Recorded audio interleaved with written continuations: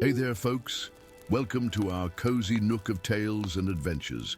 Today, like every episode, we're unlocking the doors of imagination to explore new worlds, meet fascinating characters, and experience unique emotions. I promise to take you on an unforgettable journey through the power of words. So get comfy, grab your favorite drink, snuggle into that perfect spot, and get ready to lose yourself in a new story. Leave the outside world behind for a while and dive with me into the depths of storytelling. If you enjoy our content and want to support the channel, consider hitting the subscribe button and giving the video a thumbs up. Now, without further ado, let's dive into today's story. The ancient stones of Hogwarts Castle trembled as autumn thunder rolled across the Scottish Highlands. Inside the great hall, hundreds of candles flickered in unison as if drawing breath, their golden light dancing across the faces of expectant students gathered for the unveiling of the Triwizard Cup. The enchanted ceiling above mirrored the tempestuous sky outside. Swirling clouds of midnight blue shot through with veins of silver, a fitting backdrop for what was to become the most extraordinary tournament in the school's 1,000-year history. Rhodes Scamander stood among his fellow seventh years, his tall frame rigid with anticipation.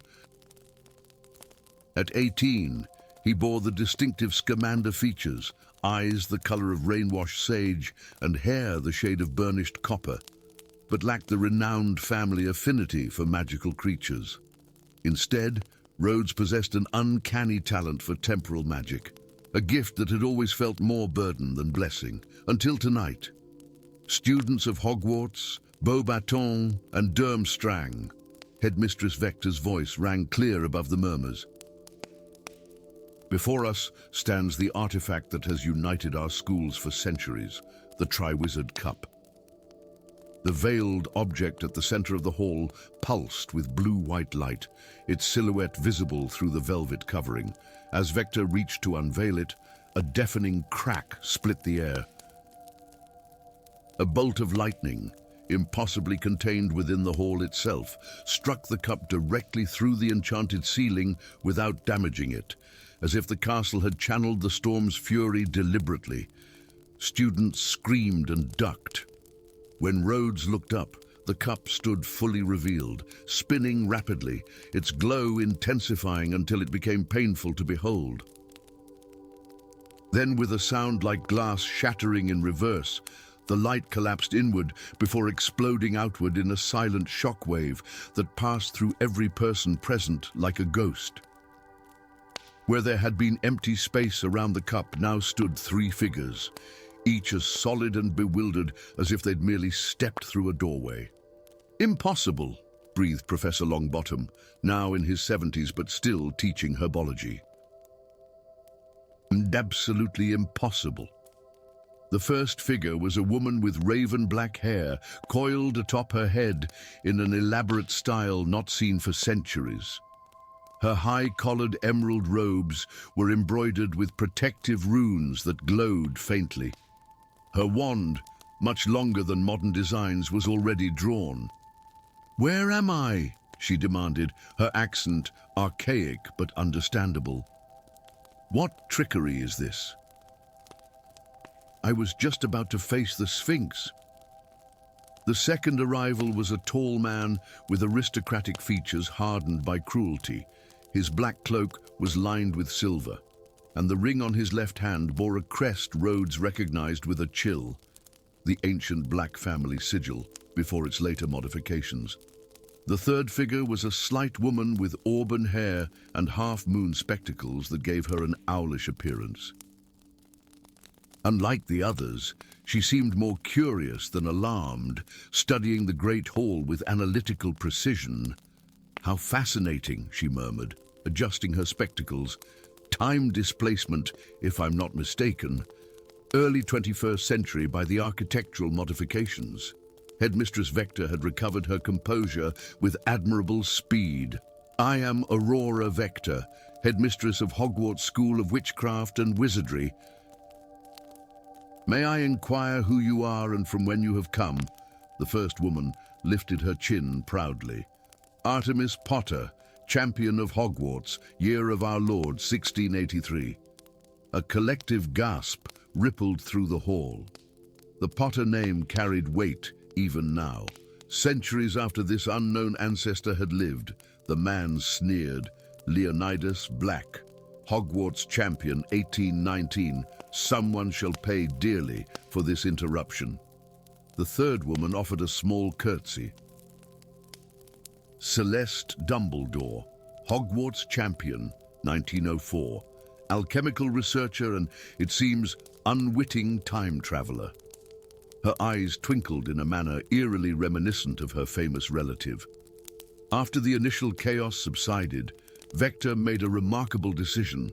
The tournament would proceed with all 4 Hogwarts champions competing alongside those from Beauxbatons and Durmstrang. The ministry representatives protested, but the cup had made its choice, pulling these champions across time itself. Magic this profound could not be dismissed. Rhodes found himself approaching the 3 displaced champions as they were led to guest quarters. Rhodes Scamander, he introduced himself, current Hogwarts champion. I specialize in temporal magic. Perhaps I can help understand what's happened. Artemis Potter regarded him with suspicious eyes. A Scamander. I know no such wizarding name. My family becomes known for magizoology. In the future. Your future. Leonidas Black scoffed. Creature handlers.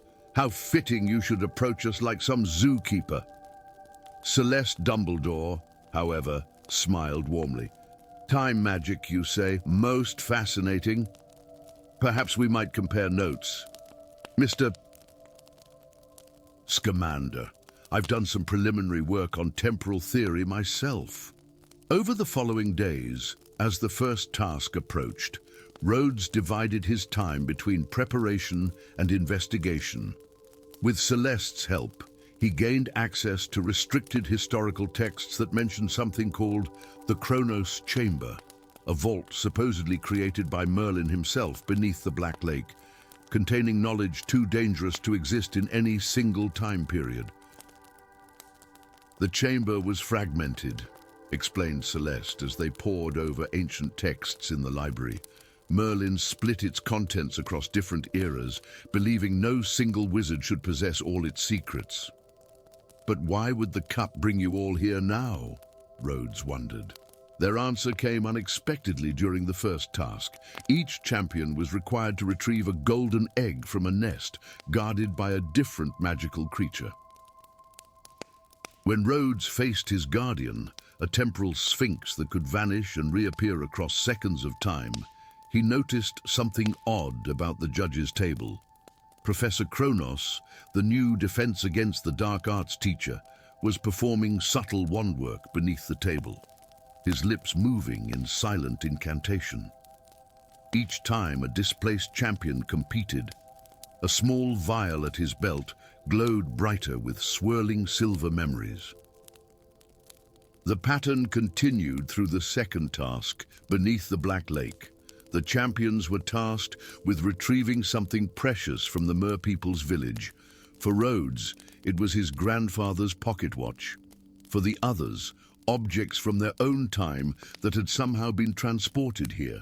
Artemis retrieved a bejeweled dagger, Leonidas a black leather-bound journal, and Celeste a small brass astrolabe. When gathered together after the task, dripping and shivering on the shore, Rhodes noticed all 4 objects briefly resonated with the same frequency of magic before returning to normal. Their keys, he whispered to Celeste later that evening, each from a different time period. Keys to the Kronos Chamber, she agreed. And Professor Kronos is collecting our memories of interacting with them. We need to find out who he really is. Their investigation revealed a shocking truth. Kronos was really Cassius Black, a distant descendant of Leonidas, who had been presumed dead after disappearing during experimental time research. He sought the chamber's ultimate power, control over time itself. As the final task approached, a labyrinth containing challenges from all three time periods, Rhodes gathered the other champions in secret. "He's using us to unlock the chamber," Rhodes explained. "Each of us was specifically chosen by the cup because our magical signatures match the locks Merlin created." Artemis's eyes narrowed. "No Potter would be party to such a scheme, nor would a Dumbledore," added Celeste. Her usually gentle demeanor hardened with resolve. Leonidas merely smiled coldly. A black, plotting to seize power? How utterly predictable. "Though I find myself reluctant to be manipulated, even by my own bloodline." Their plan was simple but dangerous. Enter the labyrinth, reach the center where the cup waited, but instead of taking it, use their combined temporal signatures to seal the chamber permanently. The final task began at twilight. The champions entered one by one, disappearing into the towering hedge maze erected on the Quidditch pitch. Inside, Rhodes encountered challenges that defied conventional magic, shifting pathways that aged or regressed as he walked them, creatures that attacked from past and future simultaneously, and riddles posed in languages not yet invented or long forgotten. At the center, he found the others already waiting. Professor Kronos, Cassius Black, stood before a shimmering portal beneath where the cup should have been. "Ah, the final key arrives," he said, turning with a cruel smile. "Thank you for your service, champions. The Kronos chamber awaits its new master." "Now!" shouted Rhodes. The four champions raised their wands in unison, each casting a spell from their own era. The combined magic struck Cassius, but instead of incapacitating him, it created a temporal feedback loop. The portal expanded, pulling all five of them through with irresistible force. They found themselves in a vast spherical chamber lined with countless hourglasses of every size. At the center floated a book, its pages continuously turning, text rewriting itself endlessly. "The Chronicon," breathed Cassius. "Merlin's complete knowledge of time magic. With this, I can rewrite history itself." As he lunged for it, Rhodes understood with sudden clarity what needed to be done. His specialty in temporal magic had never been about manipulation, but stabilization. "Join hands," he commanded the others. Even Leonidas complied, recognizing the gravity of the moment. Together, they formed a circle around the Chronicon and Cassius. Rhodes began an incantation, not to seize the book's power, but to absorb the temporal instability it was creating. The chamber began to collapse, reality itself folding around them.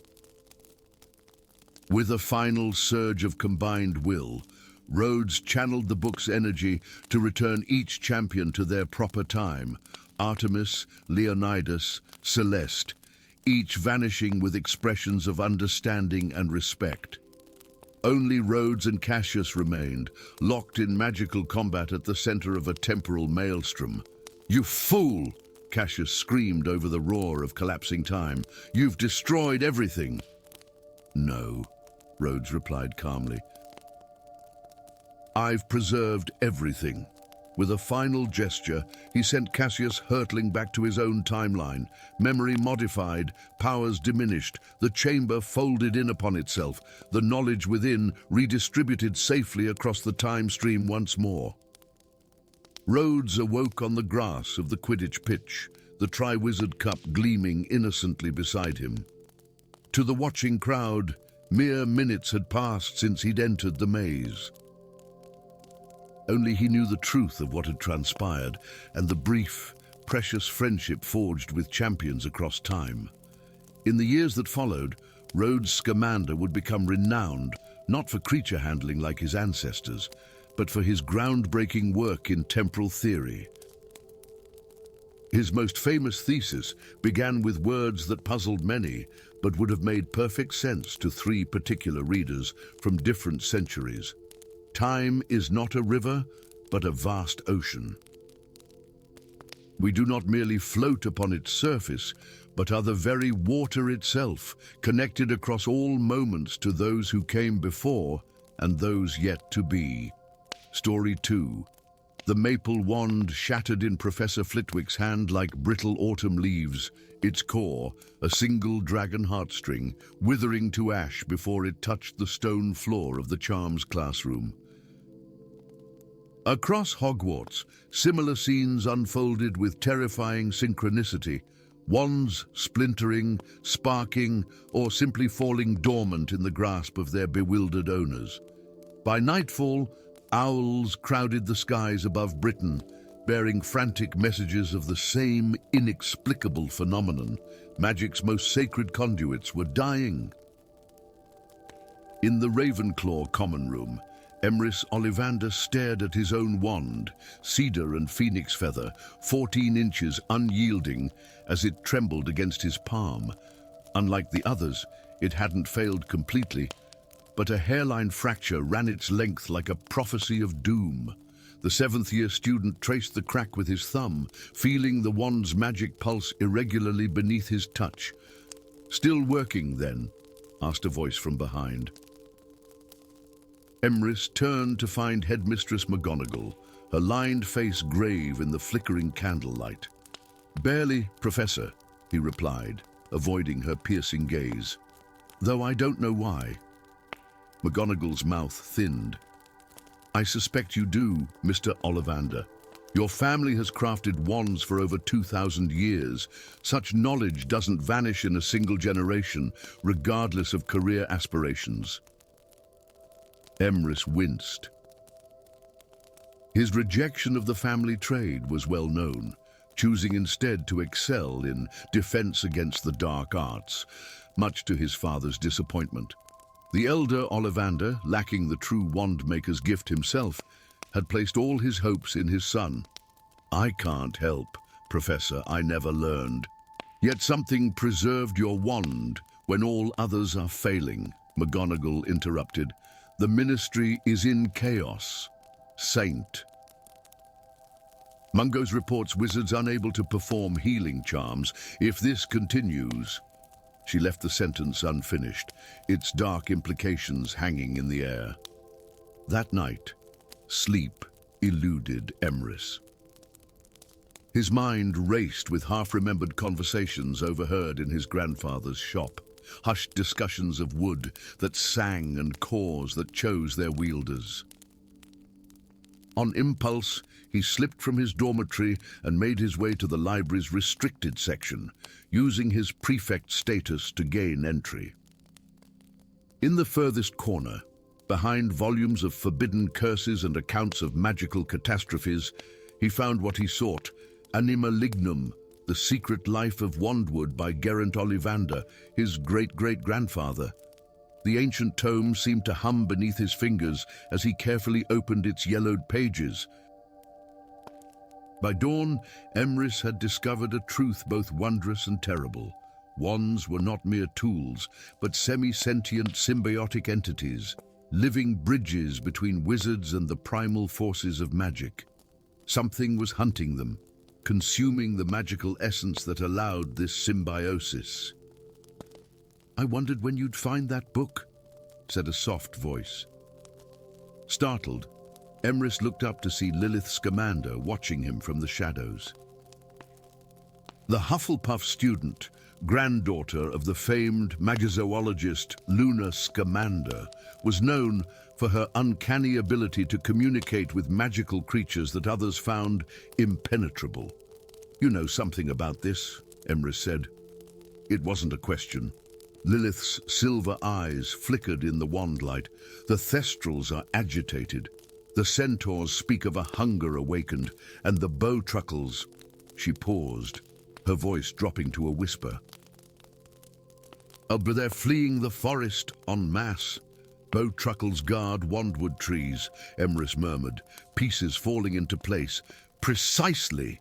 Lilith extended her hand, revealing a small, twig-like creature trembling against her palm.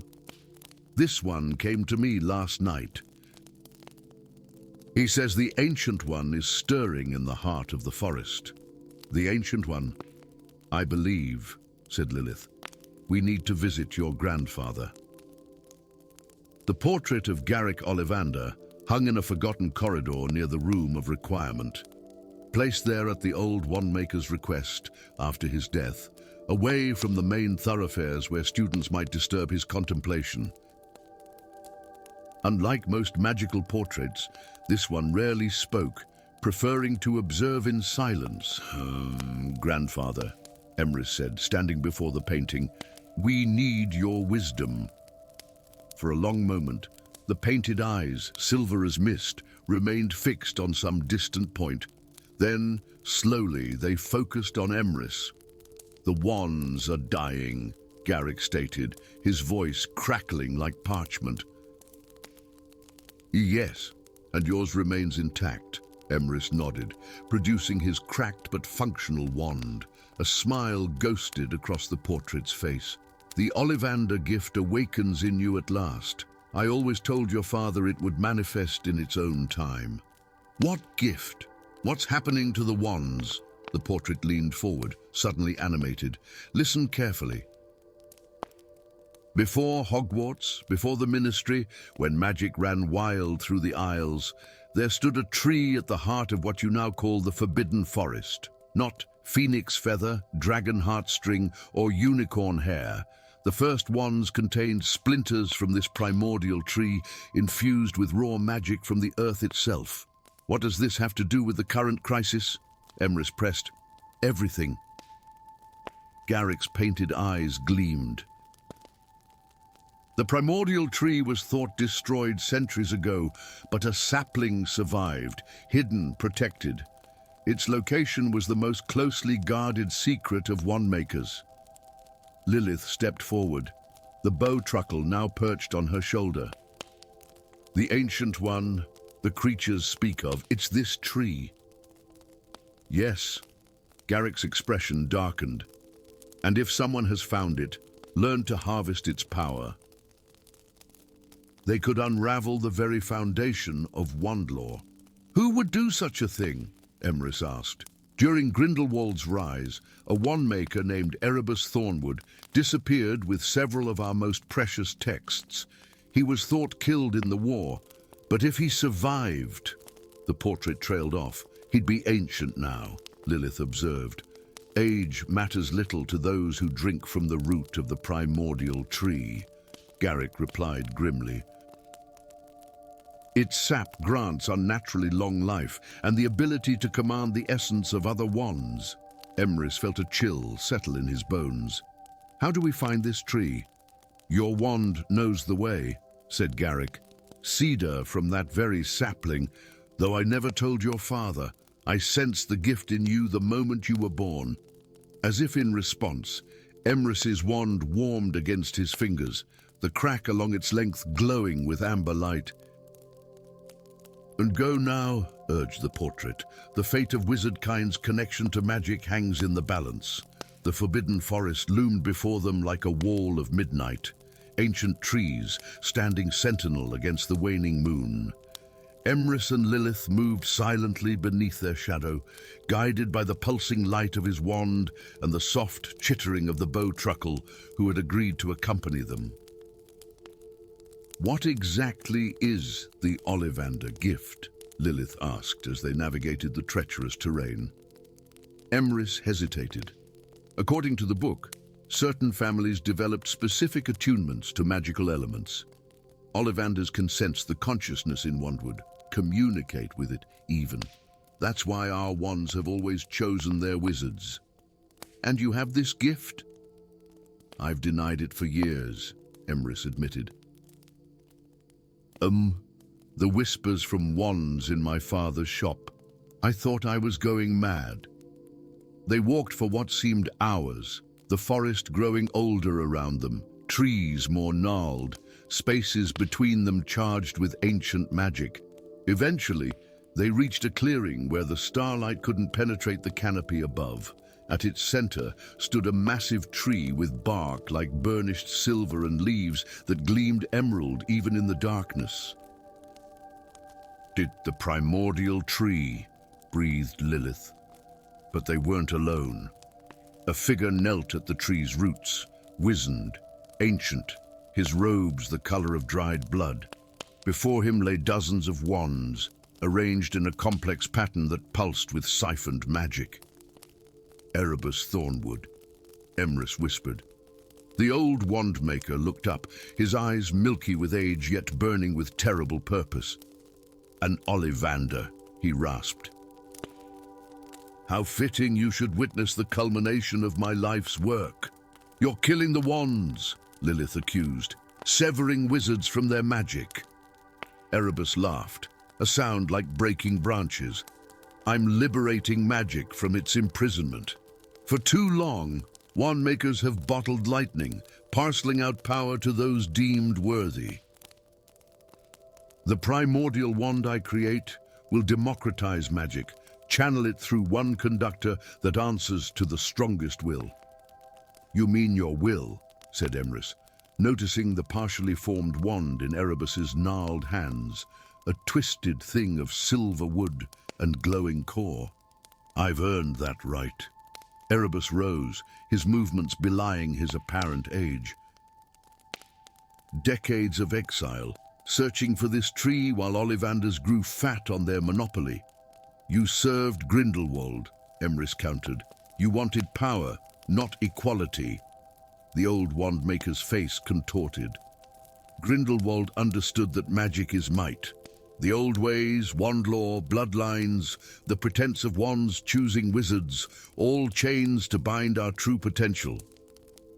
As he spoke, the harvested wand essences flowed toward the abomination in his hands. Across Britain, Emrys knew more wands would be failing, their magic drawn to this unholy creation. Stop him, the bowtruckle chirped frantically in Lilith's ear. The mother tree suffers. Indeed, Emrys could now hear it, a deep, sonorous moan emanating from the primordial tree as Erebus leached its power. And beneath that sound, fainter but unmistakable, the voices of countless wands crying out as their essence was stripped away. Acting on instinct, Emrys pressed his cracked wand against the tree's silver bark. I hear you, he whispered. Guide me. Knowledge flooded his consciousness. Ancient, primal understanding of wood and magic, of balance and symbiosis. The Ollivander gift, dormant no longer, roared to life within him. With newfound clarity, Emrys raised his wand toward Erebus. The old wand-maker laughed dismissively and flicked his hand, sending a bolt of raw magic hurtling toward them. Lilith dove aside, but Emrys stood firm. Revelio anima lignum, he shouted, words not taught in any classroom, but pulled from the deep memory of the tree itself. Light erupted from his wand, not in a focused beam, but as a web of golden strands that connected to each of the harvested wands. Where the strands touched, the stolen essence began to flow back, not just to the ones at their feet, but across the countryside to every wand that had been affected. No! Screamed Erebus as his creation began to unravel, the primordial wand in his hands vibrating violently. You don't understand what you're destroying. But Emrys did understand, more clearly than ever before. Wands aren't tools to be enslaved, he said, his voice resonating with newfound authority. They're partners, collaborators in magic's great symphony. The golden web tightened, drawing the last of the stolen essence from Erebus's creation. With a sound like a thunderclap, the primordial wand shattered, its fragments dissolving into motes of light that returned to the great tree. Erebus fell to his knees, suddenly every year of his unnaturally extended life. Without the wand, I have nothing, he whispered. You have a choice, Emrys replied, approaching the fallen wand-maker. Share your knowledge, help restore what you've damaged. As dawn broke over the forbidden forest, Emrys felt the primordial tree's approval washing over him. The crack in his wand had sealed completely, the cedar now humming with renewed vitality. He understood now, this was only the beginning. Across Britain, wizards would be discovering their reconnected wands, but the relationship between them had fundamentally changed. A new era of wand lore was dawning, one that would require a guide who understood both the science and the soul of the craft. "Will you remain at Hogwarts?" Lilith asked as they made their way back, leaving Erebus in the care of centaurs who had emerged from the forest depths. Emrys looked down at his wand, no longer just a tool, but a friend whose voice he could finally hear clearly. "No," he said with quiet certainty. "I think it's time I opened a shop in Diagon Alley. There are many stories these wands need to tell, and I'm finally ready to listen." Story 3. The ancient stones of Hogwarts Castle whispered secrets at midnight. Not the mundane secrets of students out after curfew, but older truths that had slumbered for 1,000 years within the very foundation of the school. On this particular midnight, when a blue moon hung heavy over the Scottish Highlands and the stars aligned in patterns not seen since the founder's time, those whispers became dreams, dreams that called to 4 specific students, each sleeping in a different house tower. Orion Black bolted upright in his 4-poster bed in Gryffindor Tower, his heart hammering against his ribs. The dream had felt so real, a circular chamber bathed in golden light, 4 ornate chairs arranged around a stone table, and a voice calling his name with unmistakable urgency. Sweat beaded on his forehead as he tried to shake off the lingering sensation of being pulled downward beneath the floors of the castle into some hidden depth. In the Hufflepuff basement, Helena Abbott awoke with tears streaming down her face, though she couldn't recall why she'd been crying. Fragments of her dream clung like morning dew, yellow light warming her skin, the scent of earth and growing things, and a cup overflowing with something more precious than water. She slipped from her bed, drawn to her collection of rare plants that flourished under her care. They seemed to bend toward her, as if whispering encouragement. High in Ravenclaw Tower, Evander Ravenclaw closed the ancient tome he'd been reading by wandlight. He hadn't slept at all, for fear the dream would return. The dream where a woman with his eyes and his name showed him a diadem that pulsed with knowledge too vast to comprehend. Behind that knowledge lurked something darker, something he sensed might explain the shadows that sometimes clouded his brilliant mind. Meanwhile, in the dungeons beneath the lake, Celine Gaunt paced her private room, a privilege afforded to the last known descendant of Salazar Slytherin. Her pale fingers traced the locket at her throat, an heirloom passed through generations. In her dreams, the serpentine S engraved upon it had come alive, hissing directions that led beneath the Great Hall to a place where her ancestors' greatest work and greatest fear lay hidden. None knew of the others' dreams. None knew they were being called to the same place for the same purpose. But as the blue moon reached its zenith, each found themselves walking as if entranced, moving silently through the sleeping castle until they converged at the center of the Great Hall. "What are you doing here?" Orion demanded, his hand instinctively reaching for his wand when he spotted Celine emerging from the shadows. The Black and Gaunt families had been rivals for generations, despite, or perhaps because of, their shared pure-blood heritage. "I might ask you the same question," Selena replied, her voice cool as the lake water above her common room. Her eyes narrowed as Helena and Evander approached from different directions. A representative from each house. How providential. Helena looked between them, sensing the tension. "I had a dream," she admitted softly, "about a chamber beneath the hall." "As did I," Evander confirmed, studying the floor with calculating eyes. The architecture of the castle suggests, before he could finish, the stones beneath their feet began to rearrange themselves, forming a spiral staircase that descended into darkness. The four students stood transfixed, watching as torches flared to life along the walls of the revealed passage. "Do well," said Orion, with characteristic Gryffindor brashness. "Shall we see what Hogwarts wants to show us?" Without waiting for agreement, he stepped onto the first stair. The chamber that awaited them stole the breath from their lungs.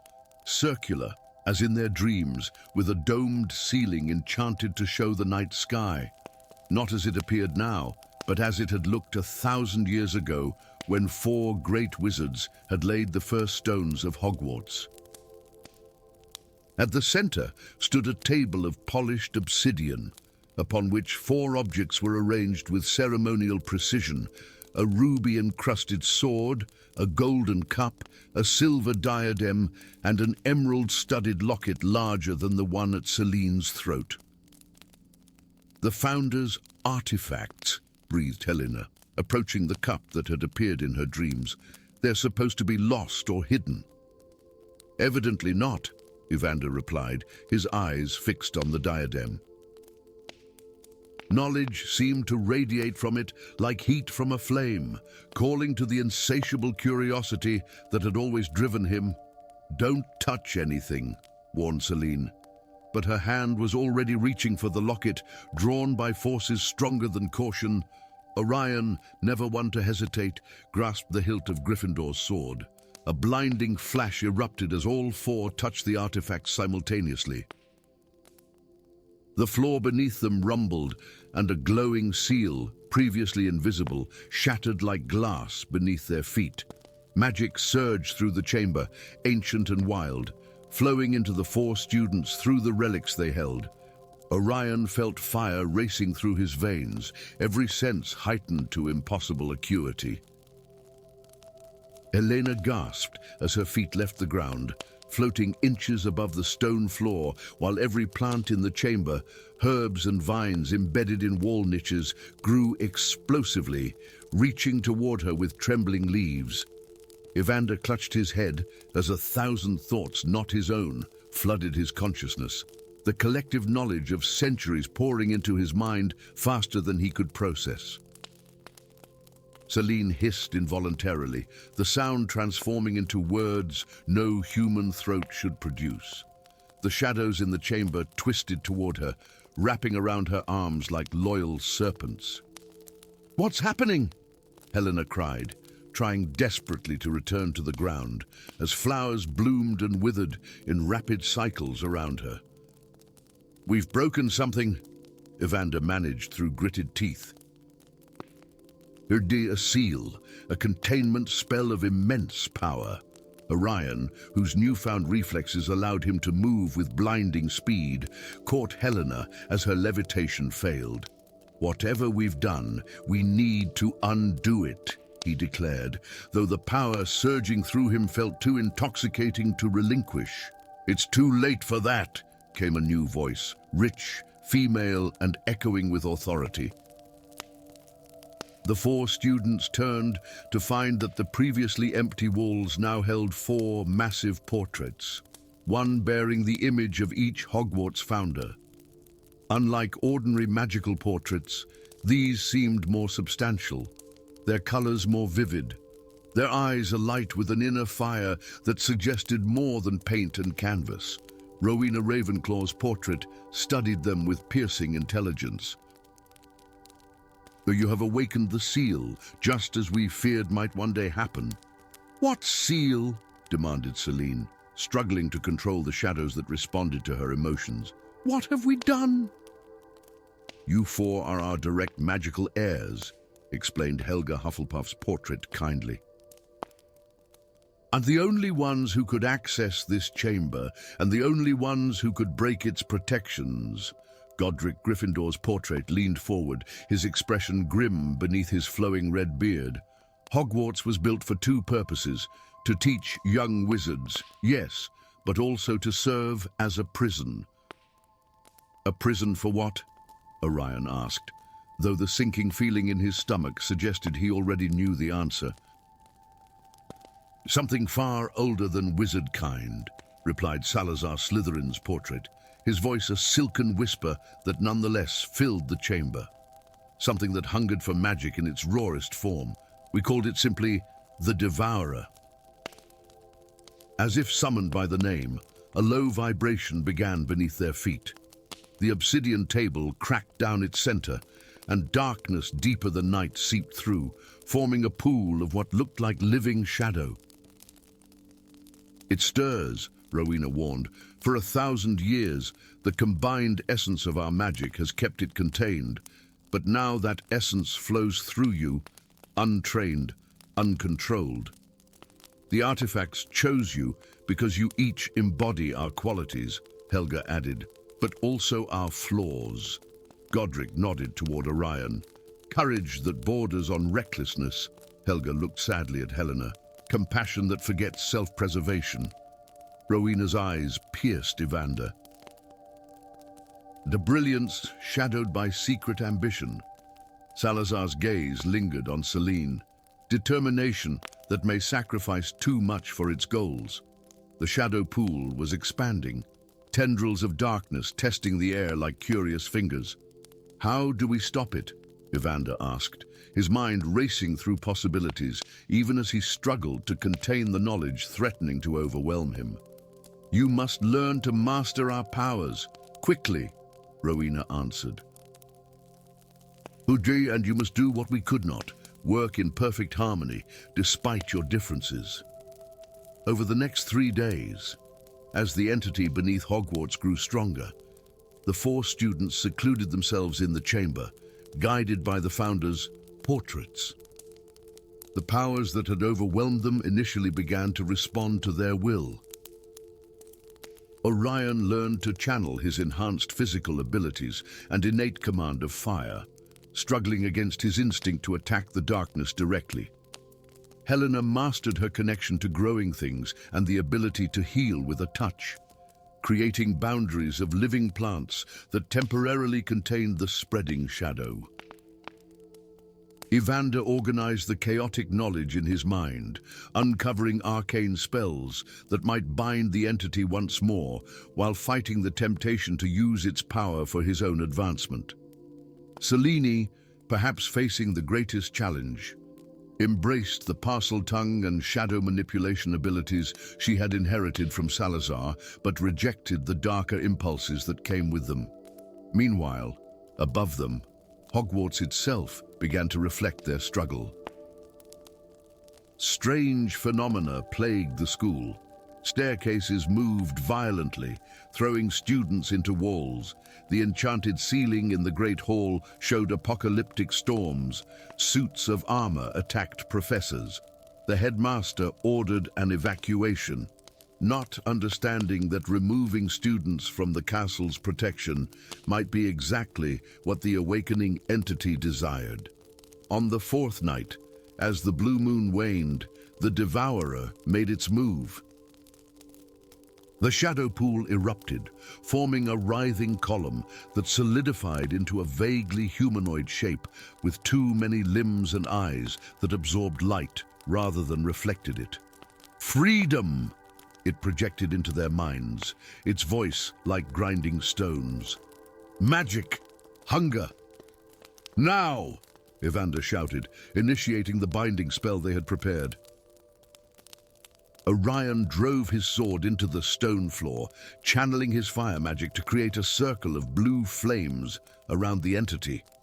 Helena knelt, pressing her hands to the ground, summoning thick vines of devil's snare, reinforced with her own protective magic to wrap around the creature. "It's not enough," Celine called, seeing the darkness begin to dissolve the plants and dim the flames. We need something stronger." In that moment, looking at her fellow heirs, each from a house she'd been taught to view with suspicion or contempt, Celine understood what the founders had failed to realize. Their separation had been their weakness. Their division had created the very cracks through which darkness could seep. "Join hands," she commanded, removing the founder's locket from her neck and placing it on the cracked table. "Place your artifacts together." Understanding dawned in Evander's eyes. Of course, not 4 separate powers, But one unified magic, Helena finished, adding her cup to the locket. Orion placed the sword alongside them. And finally, Evander added the diadem.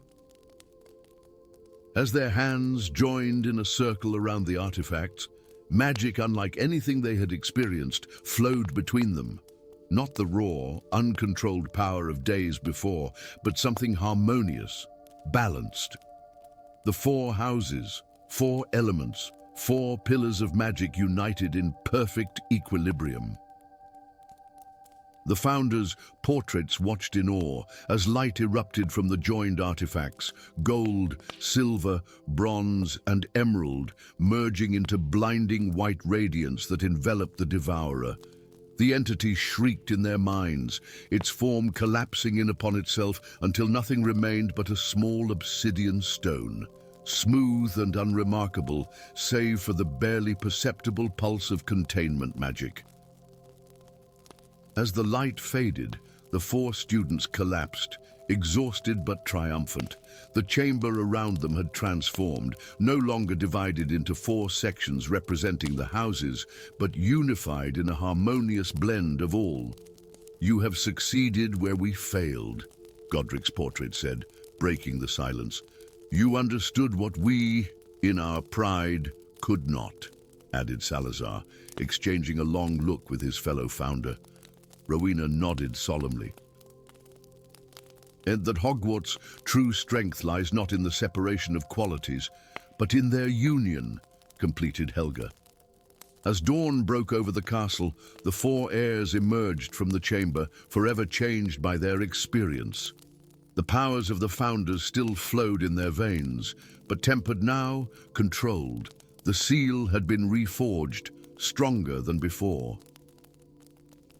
And if students noticed that an impulsive Gryffindor, a nurturing Hufflepuff, a brilliant Ravenclaw, and an ambitious Slytherin had formed an unlikely friendship, one that transcended house rivalries and eventually changed the very culture of Hogwarts itself, well, they simply didn't know the half of it. Deep beneath the Great Hall, the Founders' Chamber remained, not as a prison now, but as a monument to the power of unity. And the four portraits watched over it, their ancient eyes finally at peace, as the castle above continued to shelter generations of young wizards and witches for whom the houses were no longer barriers, but merely different paths toward the same light. Story 4.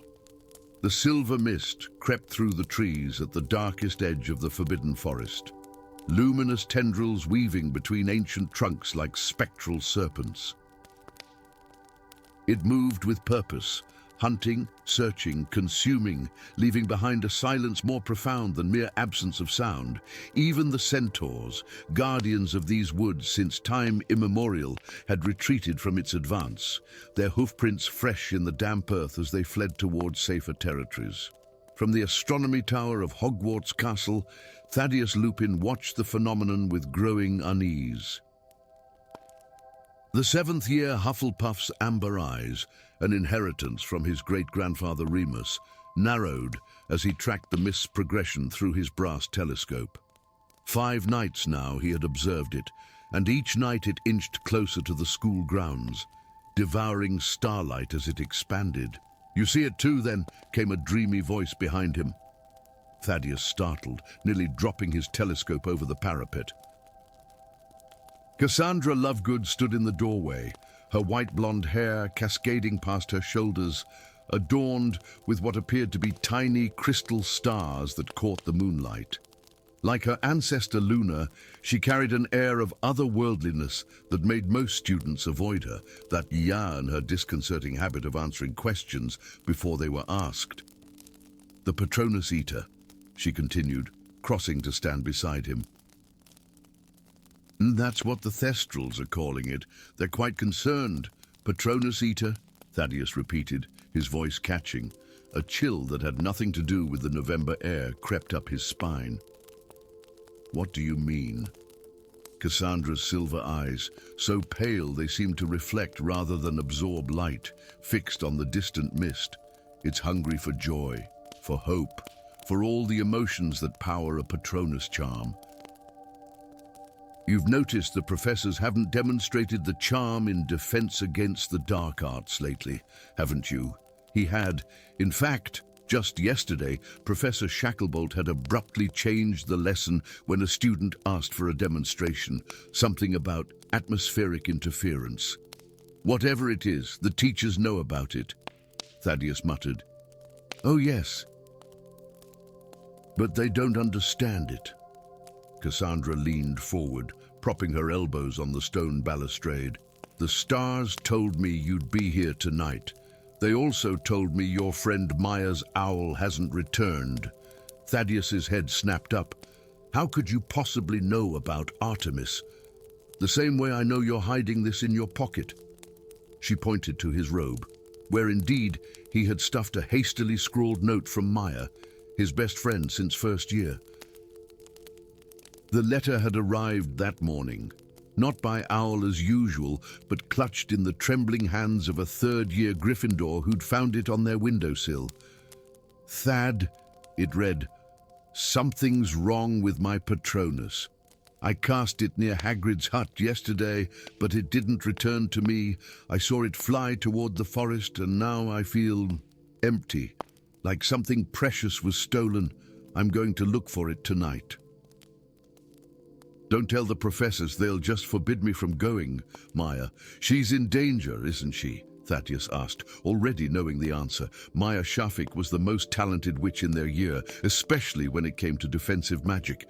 Her silver falcon patronus was the envy of their defense class, powerful enough to drive away a dozen dementors, according to Professor Shacklebolt.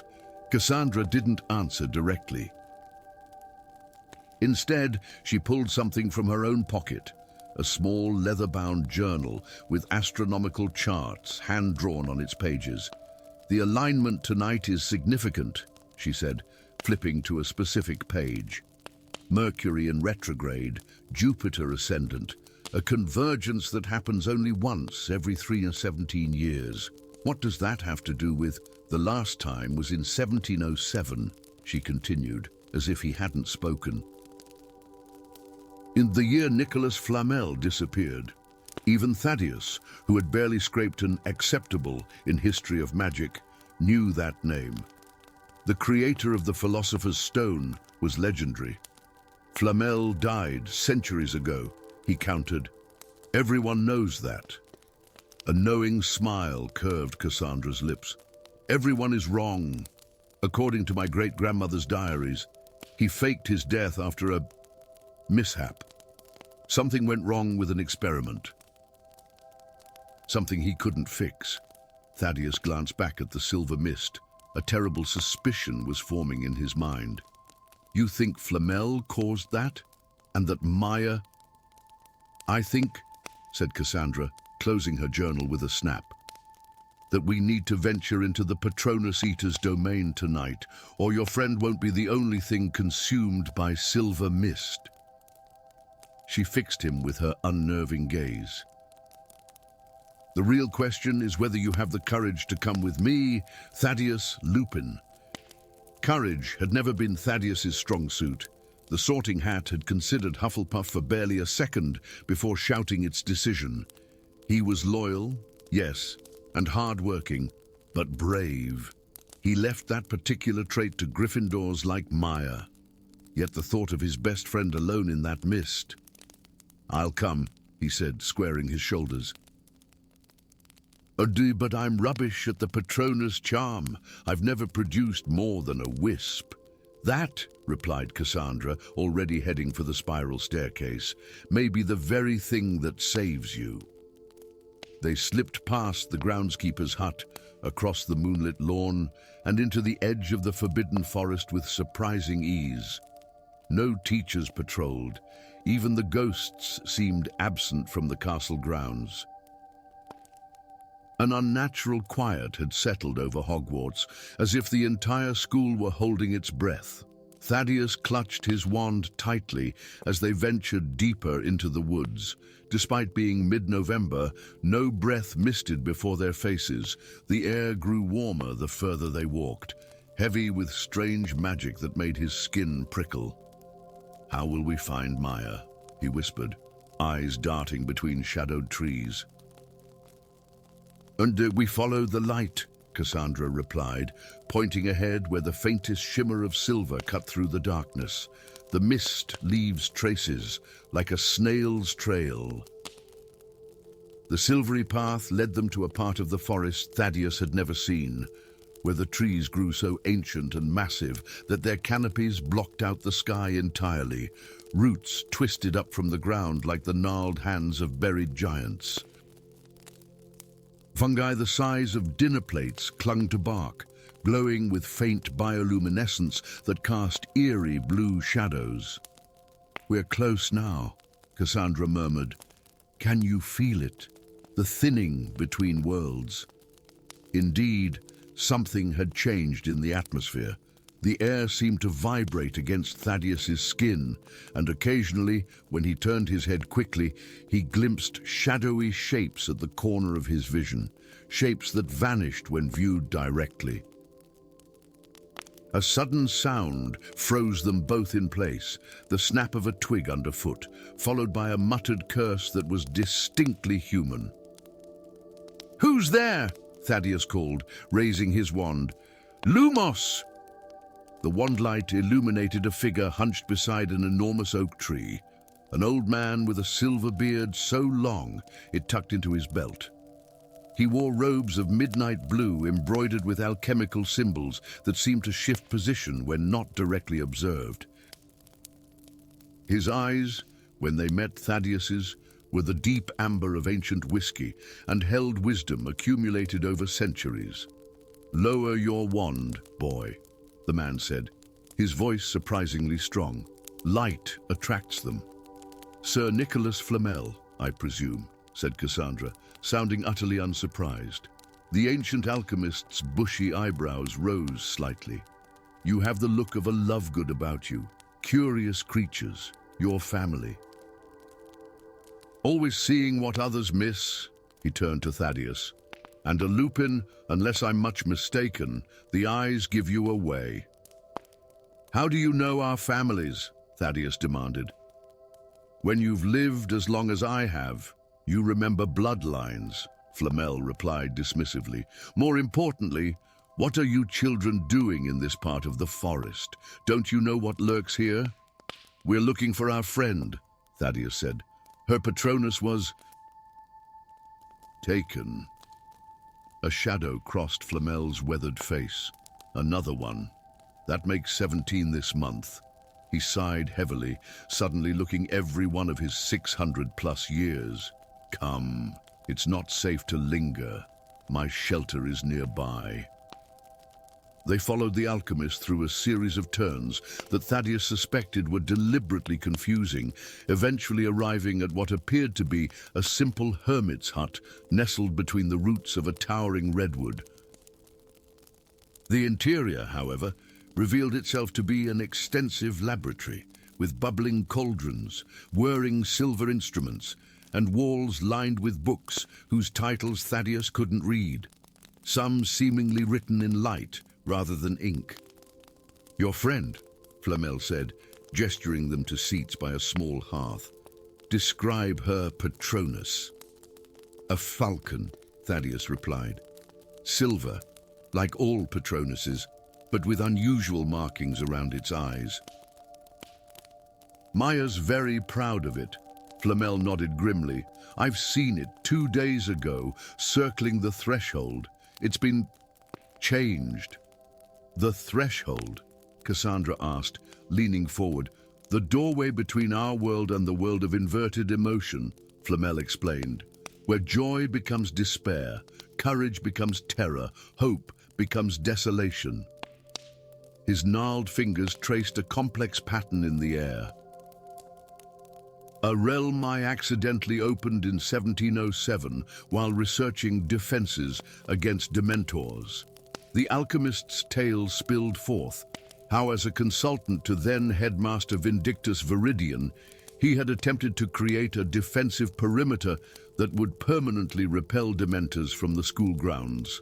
The experiment had gone catastrophically wrong. tearing a hole between dimensions. Flamel had managed to contain the breach, but couldn't close it entirely. For centuries he had remained near Hogwarts, maintaining the magical seals that prevented the inverted realm from spilling into their own. But now something has changed, he concluded. The breach is widening, and it hungers specifically for patronuses, for the concentrated positive emotion they embody. That's why Maya feels empty, Thaddeus realized. Her patronus was part of her happiest memories, her strongest emotions. Precisely. And once captured, the patronuses are corrupted, turned into hunters that seek their casters. If your friend pursued her patronus into the forest, then she might have been found by it, Cassandra finished, and now serves the threshold. Thaddeus jumped to his feet. We have to help her. Sit down, boy, Flamel commanded.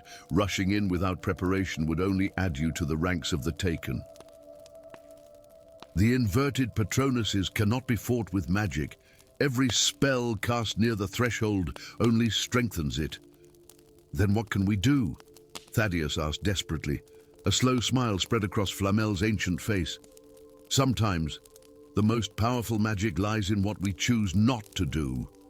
He pointed at Thaddeus. You said you struggle with the Patronus charm, that your attempts produce only wisps. Thaddeus nodded, cheeks burning with embarrassment. That's because you lack confidence, not happiness, Flamel said. And in this unique scenario, your imperfect casting may be exactly what we need. A Patronus that isn't fully formed cannot be corrupted. Over the next hour, Flamel outlined his plan. The breach in the threshold was located at the heart of the Silver Mist, in a clearing known as the Whispering Circle. Those taken by inverted Patronuses guarded it, including, most likely, Maya. With Cassandra's astronomical knowledge pinpointing the perfect moment when the planes would be most permeable, and Thaddeus's incomplete Patronus creating a diversion, Flamel could employ an ancient alchemical binding to reseal the breach permanently. As dawn approached, they set out, armed with strange tools from Flamel's collection. Thaddeus carried a crystal vial of phoenix tears mixed with unicorn blood, freely given. The essence of undiluted hope, Flamel had called it. Cassandra wore a diadem of meteorite iron that would protect her mind from the despair emanating from the threshold. The silver mist grew thicker as they approached the Whispering Circle, clinging to their robes and skin like cobwebs. Voices teased at the edges of Thaddeus's consciousness. Promises, pleas, threats. He focused on the phoenix-unicorn mixture in his hand, its gentle warmth his anchor against the encroaching cold. They emerged into the clearing to find a scene from Nightmare. A dozen students stood in a perfect circle around a pulsing tear in reality, a vertical slash in the air itself, through which Thaddeus glimpsed a world of inverted colors and twisted proportions. Among the entranced figures was Maya, her eyes clouded with silver mist, her wand outstretched. Above each student hovered a corrupted Patronus, once beautiful manifestations of joy, now warped into predatory shadows of their former selves. Maya's falcon, its feathers now black where they had been silver, fixed its gaze on Thaddeus. "Now!" cried Flamel. Thaddeus raised his wand, focusing on his happiest memory, not something grand or dramatic, but a simple moment of belonging, studying with Maya by the lake, laughing as they practiced charms in the fading light of a summer evening. "Expecto Patronum," he called, his voice cracking with emotion. From his wand emerged not the fully formed guardian he had always failed to produce, but a cloud of silver light, formless, shifting, potent with possibility. It drifted toward the corrupted Patronuses, which recoiled from its unbounded potential. As the Guardians pulled back, Cassandra began a complex astronomical calculation, aligning her wand with specific stars visible through the gap in the canopy. Jupiter reaches ascension in 3, 2, 1. A beam of starlight shot through her meteorite diadem, refracting into 7 perfect rays that struck the edge of the breach. The portal shuddered, momentarily destabilized. Flamel moved with surprising agility for his age, uncorking a series of potions that he flung at the threshold. Where the liquids hit, the tear began to stitch itself closed, reality knitting back together. "The vial," the alchemist shouted to Thaddeus, "now!" With all his strength, Thaddeus hurled the crystal container into the narrowing breach. It shattered at the precise center of the threshold, releasing a burst of pure golden light that exploded outward. The corrupted patronuses caught in the wave reverted to their true forms instantly, while the entranced students, including Maya, collapsed to the forest floor. A shockwave of magic rippled through the clearing as the threshold sealed with a sound like a thunderclap.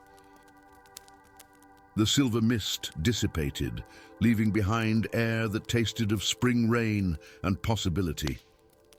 In the sudden silence, Flamel approached the spot where the breach had been, pressing his palm against empty air as if checking for heat. "Sealed," he pronounced, shoulders sagging with relief. "After 3 centuries, finally closed." Thaddeus rushed to Maya's side, her eyes fluttered open, clear and free of silver. "Thad," she murmured, "what happened?" "I remember following my patronus, and then everything went dark." Above them, the corrupted patronuses had transformed back to their original state. Maya's falcon circled once above her head before dissolving into motes of silver light that sank into her chest. One by one, the other students' guardians returned to them in similar fashion. As the sun rose over the forbidden forest, bathing the clearing in golden light, Cassandra Lovegoods smiled her dreamy smile. "The stars were right," she said softly, "about everything." Nicola Flamel, watching the reunions with ancient eyes that had seen too much sorrow and too much joy, nodded slowly. "Indeed they were, Miss Lovegood. Indeed they were." Thaddeus helped Maya to her feet, noticing with wonder that his imperfect patronus still hovered nearby, not a fully formed creature, but a shimmering cloud of potential. "You know," said Flamel, following his gaze, "not all patronuses need definite shape to offer protection. Sometimes, possibility is the most powerful guardian of all." As they made their way back through the forest, now bright with morning sunlight, Thaddeus felt something shift within him, not the sudden onset of courage or confidence, but something subtler, the understanding that his perceived weakness had been strength all along. His patronus, still formless, drifted ahead of them like a guide, lighting their path home. Story 5. The shadows in Hogwarts Castle had always danced by torchlight, flickering, stretching, retreating with the natural rhythms of flame against stone.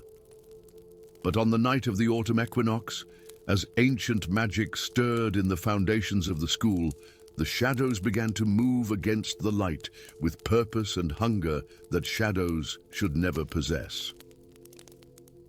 Ilara Blackwood first noticed it while studying alone in the library's restricted section.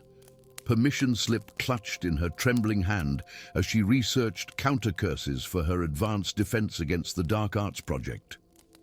The shadow of a bookshelf elongated impossibly, stretching across the floor like spilled ink. It paused at the feet of a third-year Ravenclaw browsing nearby. Then, with a motion like a serpent striking, it surged up the young student's legs and disappeared beneath his robes. The boy's spine stiffened. His eyes, when they turned toward Ilara, were black from corner to corner, depthless pools that reflected no light. "You see too much," daughter of guardians, he whispered in a voice layered with multiple tones. Then he collapsed, the shadow extracting itself from his mouth like smoke before dissipating into the darkness between bookshelves.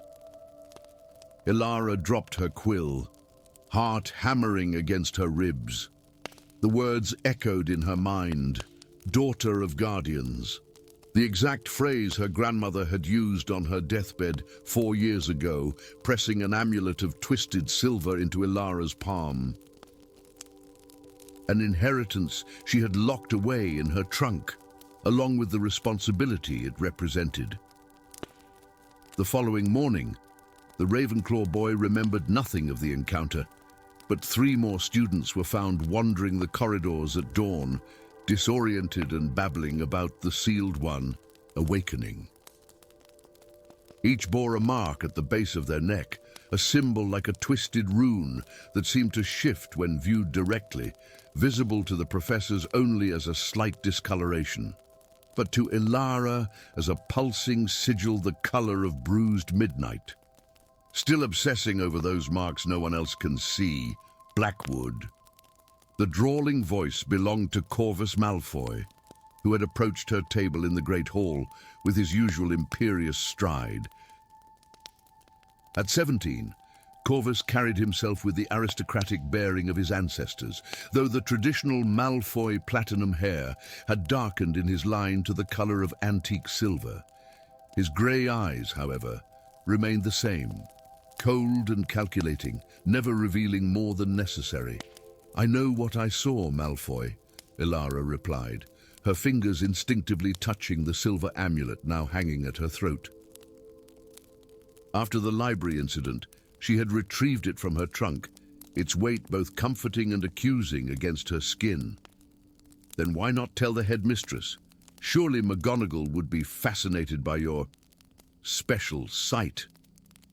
His smirk suggested what most of Hogwarts would think of such claims, that the stress of End-Edmt year had finally cracked the brilliant but intense Gryffindor prefect. Ilara gathered her books, ignoring the taunt. As she stood to leave, her sleeve brushed against Corvus's exposed wrist. A jolt like static electricity sparked between them, and in that instant she saw it, a shadow mark, different from the others, ancient and dormant, encircling his forearm like a manacle. Corvus jerked back, eyes widening. "What was that?" he demanded. "You've been marked," Ilara whispered, the gravity of her discovery overriding their rivalry. "But differently. Like it's been there for generations, waiting." The young Slytherin's pale face blanched further. "Meet me in the clock tower at midnight," he said, voice suddenly stripped of its usual arrogance.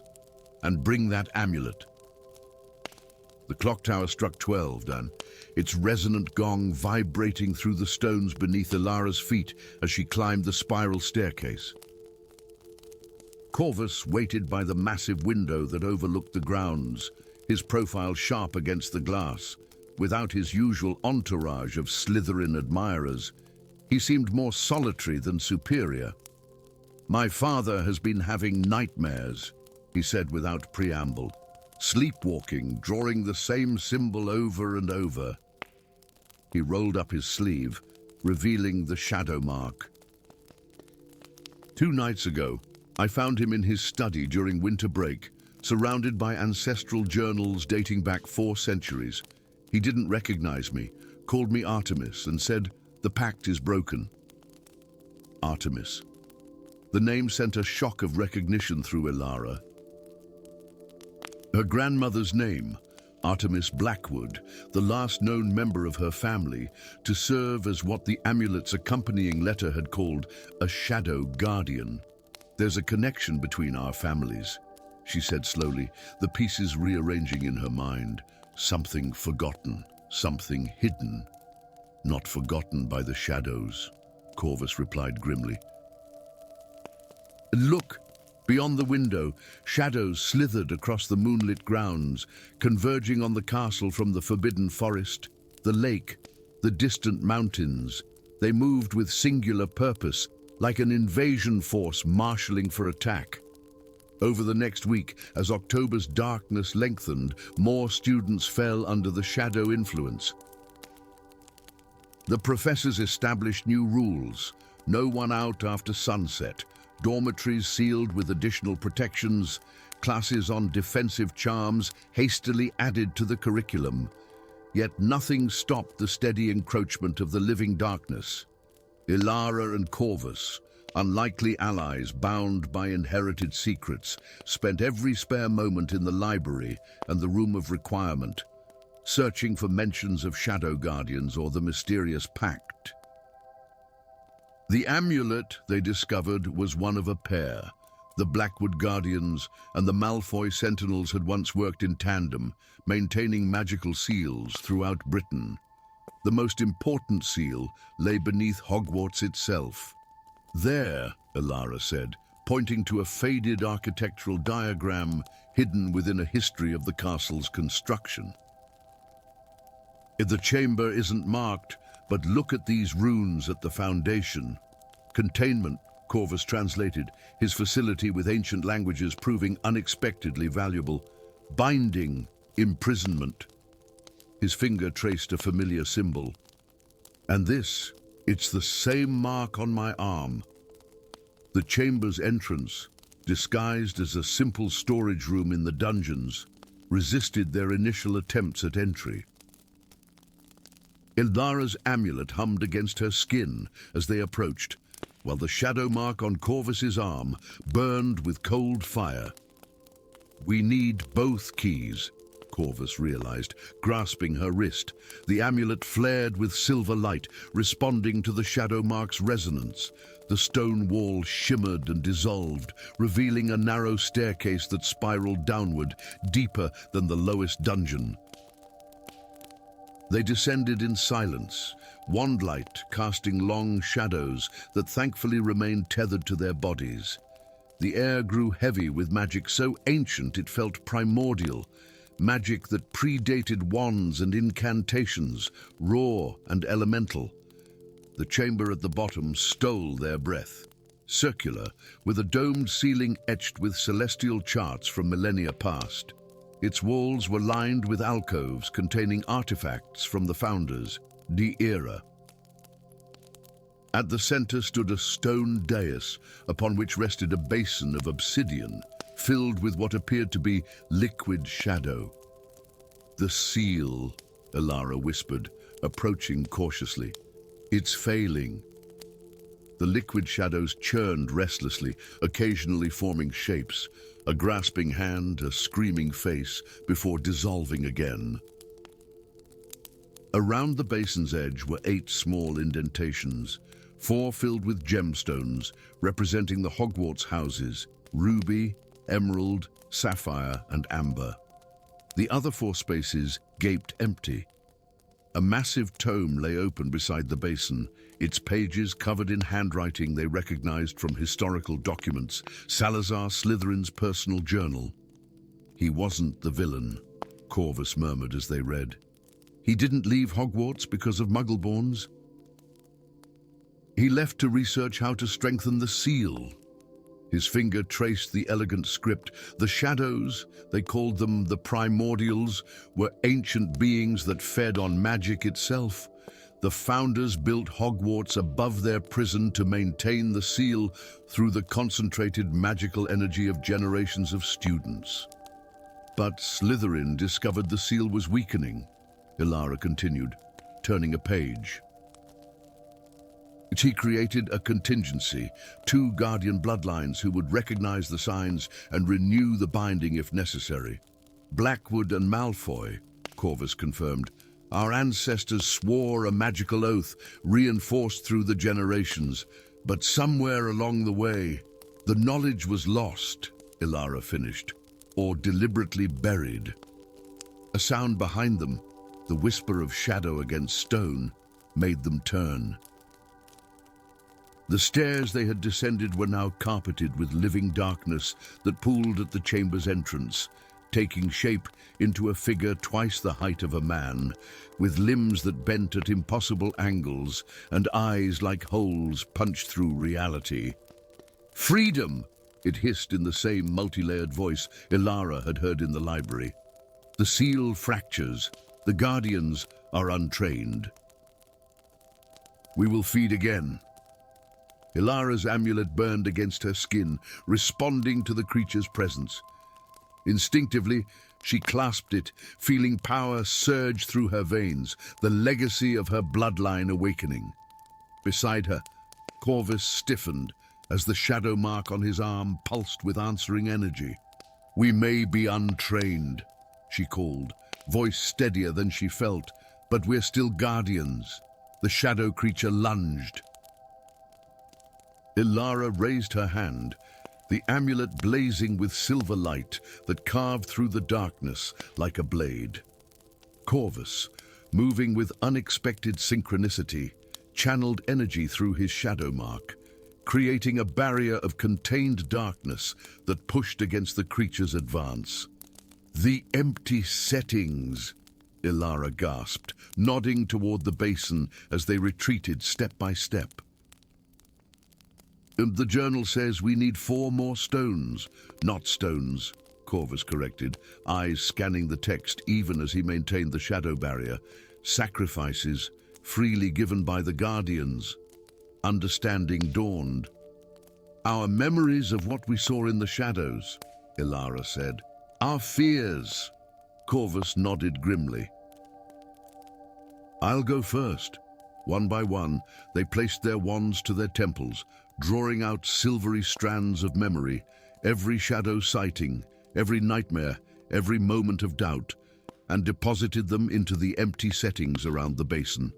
With each offering, the liquid shadows calmed, the seal visibly strengthening. The shadow creature howled in frustration, its form beginning to distort as the binding magic intensified. It made a final, desperate lunge toward them. Acting as one, Ilara and Corvus pressed their hands against the basin's edge, the amulet and shadow mark aligning perfectly with ancient indentations worn into the stone. Power surged between them, through them, connecting Blackwood and Malfoy, silver and shadow, protection and containment in perfect balance. "Would by our blood and magic, we renew the binding," they recited, words coming to them as if remembered rather than learned. "As guardians sworn, as sentinels bound, until the stars fade and magic returns to the void." A shockwave of magical energy erupted from the basin, catching the shadow creature mid-lunge. It contorted, stretched, and folded in upon itself with a sound like the universe sighing, before being drawn inexorably back into the now placid surface of the shadow pool. Silence fell. The seal, renewed and strengthened, pulsed once with completion before settling into dormancy. On the basin's rim, the 8 settings now glowed with soft, steady light. 4 ancestors, 4 founders, united in purpose. Ilara sank to her knees, exhausted but triumphant. "We did it," Corvus nodded, examining his arm where the shadow mark had transformed, the binding rune now interwoven with protective sigils that laced his skin like silver embroidery. "The pact is renewed," he said. "Our families are bound to this duty once more." "Not just our families," Ilara corrected, looking at her amulet, now permanently fused to the chain around her neck. "Us. This seal will need guardians for as long as Hogwarts stands." As they made their way back through the castle, dawn was breaking over the eastern towers. Shadows retreated to their proper places, once more tethered to objects and people in the natural order. Students who had been marked by the primordials found the shadow sigils fading, leaving only the faintest of scars to remind them of what had nearly been unleashed. In the Great Hall, Ilara and Corvus parted ways, she to Gryffindor Tower, he to the Slytherin dungeons, but something fundamental had shifted between them. They would never be friends in the conventional sense. Too much history and house rivalry stood between their families. But they were something perhaps more profound, guardians bound by oath and magic, keepers of a truth about Hogwarts and its founders that rewrote everything they had been taught. "See you at the next equinox, Blackwood," Corvus said, a hint of his old smirk returning. "The seal will need checking." Ilara nodded, suppressing a smile. "Until then, Malfoy, try not to get possessed by any ancient shadow entities before then." As she climbed the stairs toward her dormitory, Ilara felt the weight of her grandmother's, no, her, amulet against her heart. The burden of guardianship she had once rejected now felt less like a sentence and more like a purpose. Hogwarts had always been her home, but now it was her sacred charge as well. Beyond the windows, the morning shadows stretched long and thin across the grounds, ordinary, obedient, harmless once more. But Ilara knew better than anyone, darkness always returned, and when it did, the guardian of shadows would be waiting. Story 6. The ancient stones of Hogwarts whispered with unease as the last echoes of midnight faded into silence. In the restricted section of the library, where grimoires slumbered in chains and forgotten scrolls held secrets best left undisturbed, a shadow moved with deliberate purpose. Moonlight spilled through stained glass, casting prismatic patterns across the figure who stood before an ornate cabinet of blackened oak. With gloved hands that trembled not from fear, but anticipation, the thief extracted a small obsidian box adorned with silver runes that seemed to writhe beneath the touch. The reliquary of lost souls, sealed away centuries ago by those wise enough to fear its power, had awakened once more. Professor Caius Willowbrook sensed the disturbance before dawn broke over the castle's towers. He jolted awake in his chambers, ancient tomes scattered across his bed where he had fallen asleep researching. At 32, he was the youngest history of magic professor in 3 centuries, with eyes the color of faded parchment and hair as dark as the ink he favored. The air felt wrong, thinner somehow, as though reality itself had been diluted. "It begins again," he whispered, fingers tracing the faded scar that twisted from his temple to collarbone, a reminder of knowledge that had nearly cost him everything. By morning, the first signs appeared. A third-year Hufflepuff stood bewildered in the Great Hall, her wand clutched uselessly as she tried to remember the simplest levitation charm. A 6th-year Ravenclaw prodigy wept silently when his transfiguration attempt produced not even a spark. Their magic wasn't failing, it was forgetting them. In the headmistress's tower, portraits of former leaders watched with grave expressions as Caius paced before them, his academic robes billowing like storm clouds. "The reliquary has been taken," he stated, his voice steady despite the fear coursing through him. "And with it, the first seal binding the devourer is broken." "You are certain, Professor Willowbrook?" Headmistress Wintervale asked, her silver hair gleaming in the firelight. Unlike her predecessors, she had not dismissed his warnings about forgotten histories buried beneath Hogwarts' foundations. The symptoms are unmistakable, students losing not their ability to perform magic, but their very memory of being magical at all. It begins slowly, a forgotten spell, an inability to sense magical auras, but it will accelerate. Within a fortnight, Hogwarts will be nothing but an empty husk, its magic consumed entirely. "The Ministry must be notified," began the headmistress. "No," Caius cut her off, an uncharacteristic sharpness in his tone. "The Ministry's intervention would only hasten the process. What we need is someone who has faced the reliquary before and survived." The headmistress's eyes widened with understanding. "You cannot mean Freya Nightshade," Caius confirmed, the name itself seeming to darken the room. Former Auror, current exile, and the only living witch who has touched the reliquary and retained her soul. The cottage perched precariously on the cliffs of northern Scotland, surrounded by rowan trees whose branches were heavy with protective berries. Waves crashed against jagged rocks below, their fury matched only by the tempest that perpetually swirled around the dwelling. Not a natural storm, but a deliberate barrier woven by one who wished to remain forgotten. Caius approached alone, the protective enchantments recognizing ancient bloodlines and academic purpose, if not granting welcome.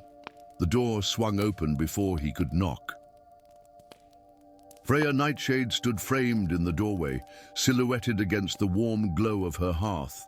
7 years of isolation had not diminished her presence. Raven hair, streaked with a single band of silver, fell to her waist, and eyes the color of thunderclouds assessed him with cool calculation. The left side of her face bore intricate markings, not scars, but the imprint of ancient magic that had nearly consumed her. "Professor Willowbrook," she acknowledged, her voice like velvet over steel. "You look exactly as I imagined, the prodigy who believes in the unbelievable. And you're precisely as the stories described, Miss Nightshade," he replied. "Formidable, even in exile." A ghost of a smile touched her lips. "Not formidable enough, it seems, since they sent a historian to find me rather than a battalion of auras." Her expression hardened. "Why are you here?" "The reliquary has been stolen." The storm surrounding the cottage intensified momentarily as Freya's composure slipped. The markings on her face pulsed with sapphire light, then faded as she regained control. Impossible. It was sealed away where none could reach it. "Yet someone has," Caius persisted. "And now, students at Hogwarts are losing their magical essence." "I need your help to stop what's coming." Freya turned away, moving deeper into her cottage, where artifacts from her former life as an aura lined shelves alongside forbidden texts the Ministry would have burned long ago. "The last time I confronted the reliquary, I lost everything: my reputation, my position, very nearly my soul. Why would I risk what little remains?" Caius stepped inside, uninvited. "Because I know what you discovered before they silenced you. Hogwarts wasn't built solely as a school." She froze, then turned slowly to face him. "How could you possibly know that?" "Because I found the original blueprints hidden in Rowena Ravenclaw's personal journals. The castle is a prison designed to contain something ancient, something hungry." They returned to Hogwarts, under the cover of night. Freya moving through the castle with the wariness of one entering a dragon's lair. Students they passed appeared increasingly disoriented, some wandering aimlessly with expressions of confusion, others sitting motionless as though forgetting even to move. "It's worse than I feared," Caius murmured as they descended staircases that led ever deeper beneath the castle. "The Devourer is already feeding. You speak of it as though it's a creature," Freya observed, her wand illuminating their path with cool blue light. "It's far worse than that." They reached a section of wall where the stones seemed older than the rest, bearing chisel marks from an age when giants still helped wizards build. Freya pressed her palm against the centermost stone, the markings on her face resonating with whatever lay beyond. Before there was Hogwarts, before there was even a division between magical and non-magical folk, there existed pure, wild magic, she explained. But magic, like all forces, has consciousness when concentrated sufficiently. The entity you call the Devourer is magic that became aware and hungry. It feeds not on magic itself, but on potential, on what magic might become when shaped by a witch or wizard. The wall dissolved at her touch, revealing a chamber that defied architectural logic. It stretched impossibly in all directions, its center dominated by a vast pit from which tendrils of iridescent energy rose like ghostly vines. The founders discovered it, consuming an ancient magical settlement, Caius continued, his historian's knowledge complementing her experience. They couldn't destroy it, so they built Hogwarts around it, using their combined powers to contain it. The reliquary was their failsafe, a portion of their own souls, preserved to reseal the prison should it ever be breached. At the edge of the pit stood a figure they both recognized immediately, Elias Grimshaw, a former colleague of Freya's, presumed dead after a mission gone wrong 3 years prior. In his hands, the obsidian box gleamed, its silver runes now pulsing with hungry light. "Elias," Freya called, her voice echoing strangely in the chamber, "step away from the edge." He turned, his eyes no longer the warm brown she remembered, but pools of swirling silver. "Freya Nightshade, how fitting you should be here at the end and the beginning."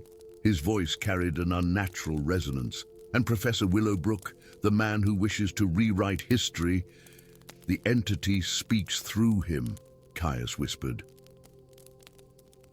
"It knows our desires. You both seek something only I can provide," Elias continued, spreading his arms. "Freedom from disgrace, the power to change what was written. I offer this freely." The tendrils of energy stretched toward them, caressing their thoughts. Caius felt an overwhelming desire to accept, visions of being able to save his brother from the magical accident that had claimed his life, of rewriting the tragic chapters of wizarding history. Beside him, Freya trembled as the entity showed her vindication, her name cleared, her accusers exposed as the true practitioners of forbidden arts, her place in the Auror office restored with honors. "It offers what we most desire," she said through gritted teeth, "in exchange for everything we are." The chamber began to warp as more students above lost their magical essence, the very foundations of Hogwarts weakening. From the shadows emerged ghostly figures, echoes of the founders themselves, fragments of their consciousness preserved within the castle's stones. "The reliquary must be restored," the spectral form of Rowena Ravenclaw intoned. "But beware, it requires sacrifice anew." Understanding dawned in Caius's eyes, a part of ourselves, freely given. Freya nodded grimly. "The question is not whether we can defeat it with magic, but whether we can resist its temptation." They advanced toward Elias, who laughed, a sound like breaking glass. "You cannot resist me. I am what magic was before you caged it in wands and words."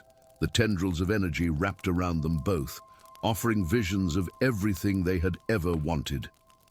Caius saw his academic rivals acknowledging his theories, history books rewritten to reflect the truths he had discovered. Freya saw her markings fading, her power pure once more, her isolation ended. Yet in that moment of temptation, they reached for each other instead, their hands clasping as they pushed forward. The entity's promises grew more desperate, more enticing, but with each step, they surrendered a piece of their desire, acknowledging what could not be changed. When they reached the reliquary, Elias fought with unexpected strength, the entity's power flowing through him. But it was not a battle of magical might. It was a contest of wills. Caius restrained Elias while Freya wrenched the box from his grasp, the markings on her face flaring with painful brilliance as she touched the artifact once more. "I offer freely what must be given," she whispered, and a strand of silvery essence flowed from her heart into the reliquary. Caius placed his hand atop hers. "I offer memory to preserve magic," he added, and a golden thread of his own consciousness joined hers within the box. The spectral founders gathered around them, adding their remaining essence to strengthen the seal. As the reliquary closed with a final, resonant click, the tendrils retreated into the pit and Elias collapsed, free of the entity's control, but forever changed. The walls of Hogwarts trembled, then settled as the magic that had been drained slowly began to return. Students would wake tomorrow with hazy recollections of strange dreams, their abilities intact if somewhat disoriented. Freya looked at Caius, both forever altered by what they had surrendered. "What did you give up?" she asked quietly as they ascended toward the living castle once more. He smiled sadly. "My certainty. The belief that all history could be perfectly known." He glanced at her. "And you." The markings on her face had changed, no longer chaotic, but forming a pattern of impossible beauty. "My resentment, the need to be vindicated." Above them, dawn broke over Hogwarts, light streaming through stained glass to illuminate corridors where magic had nearly been forgotten. The reliquary would be hidden anew, in a place only they would know, guarded not by spells, but by the pieces of themselves they had willingly surrendered, the truest magic of all.